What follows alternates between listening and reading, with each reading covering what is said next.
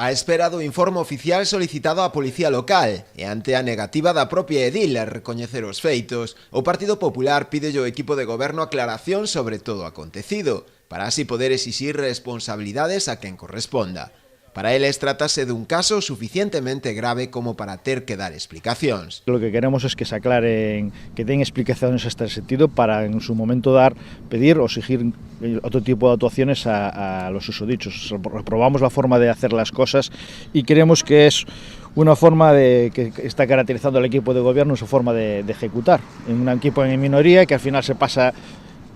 todos los sistemas prudentes y correctos de actuación, porque lo normal hubiera sido que el alcalde hubiera, si entendía que la actuación del bloque al colocar el letrero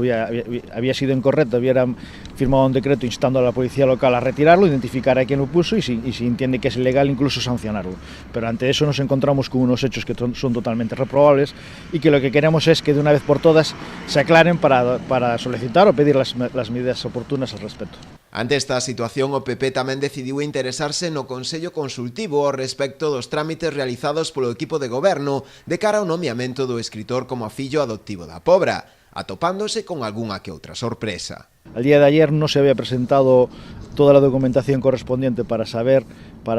la opinión del Consejo Consultivo al respecto si realmente el reglamento municipal está por encima de la ley de bases de régimen local, algo que el alcalde siempre ha dicho que ya estaba en trámites y que últimamente incluso decía que lo había presentado la semana pasada. A día de ayer nosotros personalmente yo he confirmado telefónicamente que no era así y hemos presentado incluso un escrito en el Consejo Consultivo para que nos lo verifiquen. Queremos que al final todas estas cosas es el reflejo de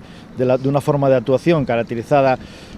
por el equipo de gobierno en la ineficacia y la capacidad de gestión, y que ahora incluso quieren disculparlo con las distintas manifestaciones de los miembros del equipo de gobierno, en el sentido de que trabaja mucho, de que saca muchas horas a su familia, sus horas a sus amigos, y que es algo que todos los que han estado siempre en la vida política y sobre todo en la gestión diaria de cualquier concello, en las distintas actividades y capacidades que tienen que desarrollar, saben de sobra.